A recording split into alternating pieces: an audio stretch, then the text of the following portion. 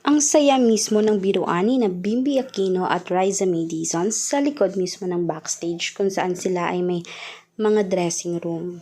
Doon mismo sa dressing room ni Riza nangyari ang kanilang biruan. Nasilip mismo o nakita mismo pero hindi pa pinagbabawal na upload na nangutya mo na si Bimby. Ginoke time niya si Riza May kung saan natuwa naman si Riza dahil napagbiruan nila yung nakita mismo o nakitang parang slit lang ng panty nung pagtaas ng shirt ni Riza na kulay pula umano. Marami naman ang natuwa dahil kahit ganon ang mga topic o nagsilabasan ay hindi talaga siya bastos kasi napaka-gentleman mag-handle ni Bimby.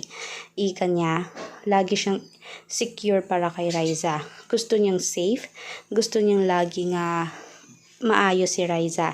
Hindi siya ibabash ng mga kahit sino, maging ang labas na anyo niya. Dahil hindi nila kilala ang loob na pagkatao ni Riza. Sobrang mapagmahal, mabait, at family-centered.